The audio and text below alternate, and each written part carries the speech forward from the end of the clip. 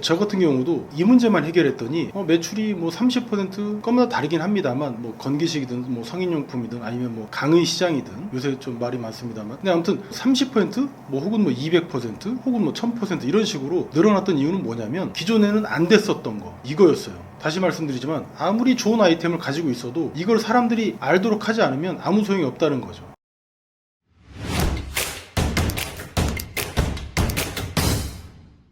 자, 글청개입니다. 만약에 오늘 이 영상을 클릭하셨다면 분명히 사업을 하시는 분일 테고, 그리고 사업을 하시는 분 중에서도 매출이 좀 잘 안 나오는, 그 매출 때문에 고민이 많으신 분들이 아마 이 영상을 클릭하셨다고 생각이 들어요. 왜냐면 저도 예전에 그랬거든요. 저는 이제 사업을 할 때 이 매출이 안 나온다 그러면 적은 단 하나라고 생각합니다. 이게 뭐냐면 그 적이 누구냐면 바로 신규 유입이에요. 이게 안 되면 아무리 아이템이 좋아도 매출이 나오지 않지 않습니까? 굳이 매출 공식을 이야기하지 않더라도. 저 같은 경우도 이 신규 유입 이 문제만 해결했더니 매출이 뭐 30% 거마다 다르긴 합니다만 뭐 건기식이든 뭐 성인용품이든 아니면 뭐 강의 시장이든 요새 좀 말이 많습니다만 근데 아무튼 30%뭐 혹은 뭐 200% 혹은 뭐 1000% 이런 식으로 늘어났던 이유는 뭐냐면 기존에는 안 됐었던 거 바로 신규 유입 이거였어요. 다시 말씀드리지만 아무리 좋은 아이템을 가지고 있어도 이걸 사람들이 알도록 하지 않으면 아무 소용이 없다는 거죠. 이 신규 유입을 그럼 발생시키기 위해서 우리가 어떤 일들을 합니까? 돌고 돌아서 결국엔 글을 쓰고 영상을 만드는 일을 하거든요. 근데 사람들이 상대적으로 생각할 때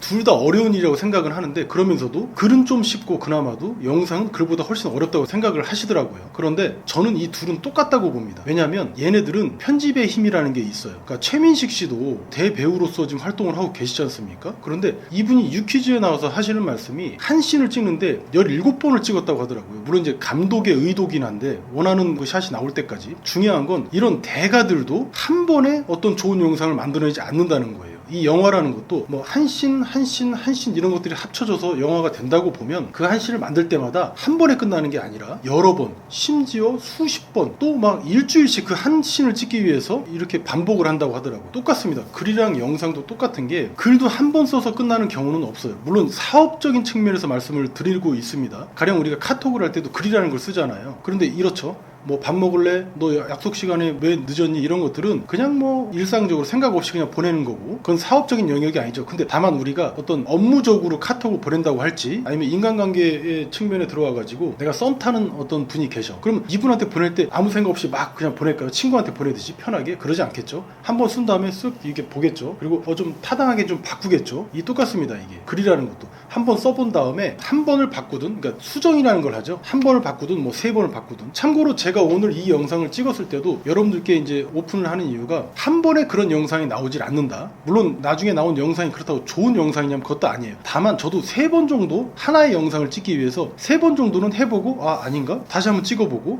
이렇게 해보는 거예요. 지금 영상은 참고로 첫 번째인데 지금 버버대고 있죠? 이게 똑같은 겁니다. 이 같은 거를 3번 정도 반복을 하면 생각보다 괜찮은 영상이 나오고 생각보다 괜찮은 글이 나옵니다. 오늘의 이 말의 핵심은 뭐냐면 다시 한번 강조하지만 우리가 만약에 사업이 안 된다고 하면 그게 어떤 아이템이든 관계없이 무조건 신규 유입이다. 오직 걔만이 가장 큰 적이다 라고 생각하시면 좋을 것 같습니다. 그럼 그 점 참고해서 한번 영상을 한번 봐보시죠. 유료 광고에서 들어온 500원 그 품질보다 10,000원 그러니까 최소한 20배는 더 좋은 품질 좋은 트래픽이 들어온다고 저는 생각합니다. 잠깐만 생각을 좀 해볼게요. 네. 첫 번째가 이렇고 저도 OEM으로 이제 판매를 하고 있는 판매를 준비하고 있는데 이 얘기는 좀 그렇지.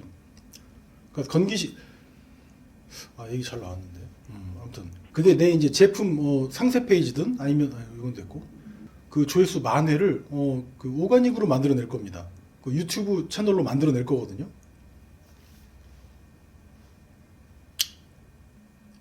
이게 설명이 됐을려나? 어떻게 좀 잘라내면 1분 될까? 네. 한 번 더 갈까 그럼? 네. 최종으로.